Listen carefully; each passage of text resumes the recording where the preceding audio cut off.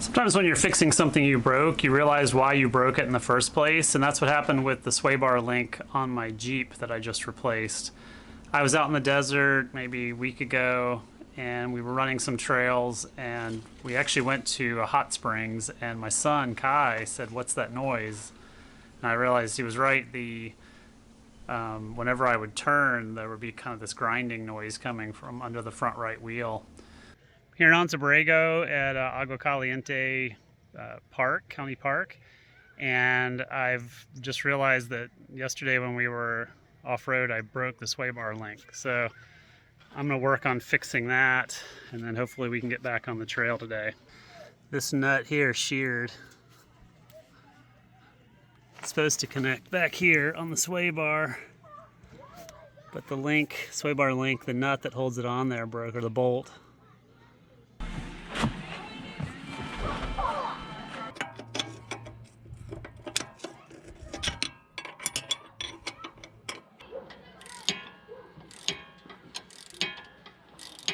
It wasn't so bad. You can probably see here the sway bar link, the end of it. The bolt actually snapped right here. So I just took the whole thing off and, just undid these bolts. The sway bar link is part of a kit that I got from Metal Cloak. It was a 3.5-inch Game Changer lift. And Metal Cloak was kind enough to send me 2 replacements, so now I have a spare. And today I put on the new link on the side that broke. And what happened when I was putting it on is the sway bar essentially runs across the front of the Jeep, and when the links are attached, it keeps the body of the Jeep from swaying too much when you go around turns. When you're off-road, you disconnect it, and that allows the suspension, the axle, to articulate as you go over bumps.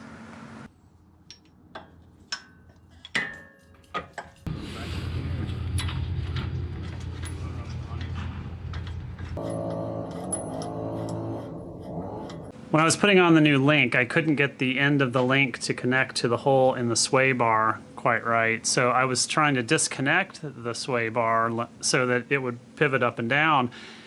And that's when I realized that I actually wasn't disconnecting the sway bar correctly when I was off-road sometimes, which is probably why the sway bar links broke in the first place.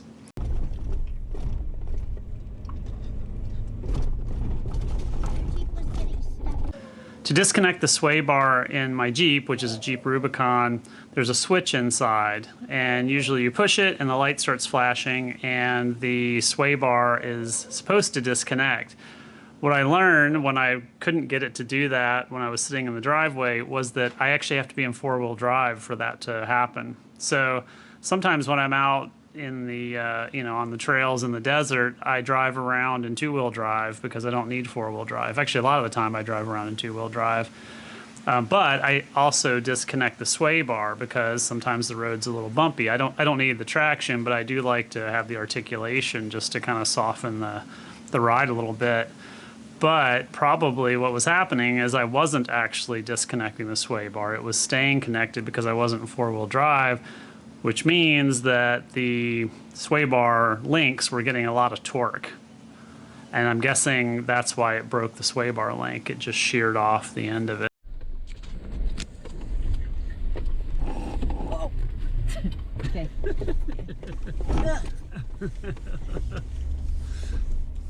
Once I put the Jeep in 4-wheel drive, I was able to disconnect the sway bar, and the sway bar arm moved freely.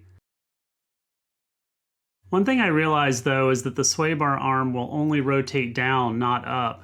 So I had to jack the Jeep up a bit to make room so that I could attach the end of the sway bar link to the sway bar. The lesson I learned is make sure that you actually are disconnecting your sway bar if you have an automatic sway bar disconnect like I do.